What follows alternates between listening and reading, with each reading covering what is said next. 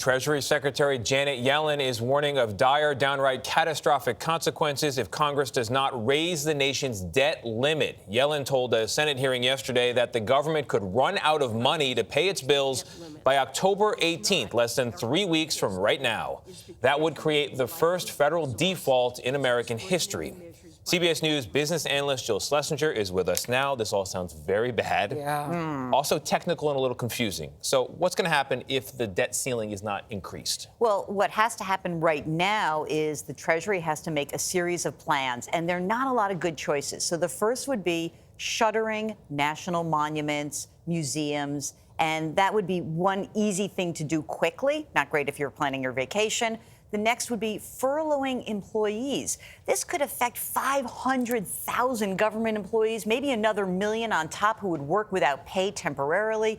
And then finally, this would mean potentially delaying Social Security checks going out, impacting so many older Americans. The DEFCON 1, the real serious one, is we get to that October 18th date and the U.S. can't pay the interest on some of its bonds. That's the real scary situation that exists in the future.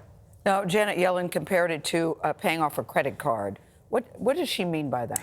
Well, imagine if you and I decided we're married and we say, OK, let's go buy a flat screen TV. We agree to it. We know we're going to have to pay this back. We put it on a credit card, but we got to pay the credit card company. Yeah. Yellen is saying Congress has already voted on a series of steps about funding, and these have been enacted. So that could be the 2017 tax cuts. That can be the emergency measures through COVID. It's funding Social Security and Medicare and military. We've already agreed to that. Lifting the debt ceiling simply says we are paying the bill on the obligation we already agreed to. That's why she made that comparison. So politically, there's this, they're tied together, these two big bills, infrastructure and social infrastructure. But in reality, the debt ceiling has nothing to do with those. It's got to do with past bills. That's exactly right. And past commitments that Congress, both sides of Congress, have already made. Right. Now, stocks suffered the worst dip since March. Now, with the debt ceiling looming, is there more volatility to come in the market? You betcha. And I think this should be a real hold on to your seats on this one, because if we go back a decade, the last time we came close to hitting the debt ceiling, that is when stocks fell by 14% in 4 weeks. Gang, that would be like 4,800 Dow points over the ensuing month. Wow. So there are going to be bumps.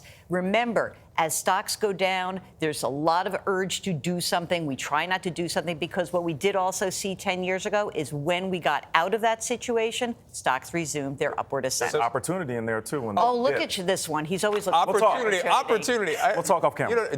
Jill's middle name is Be Cool, just sit, relax. It's going to be okay. I like that as my middle name. Jill aggressive. Be Cool Schlesinger. I like that. Hard to do that, though, when you hear words like dire and catastrophic. Absolutely. Good to have you at the table sorting it all out Thanks, for us. Jill. Thank you.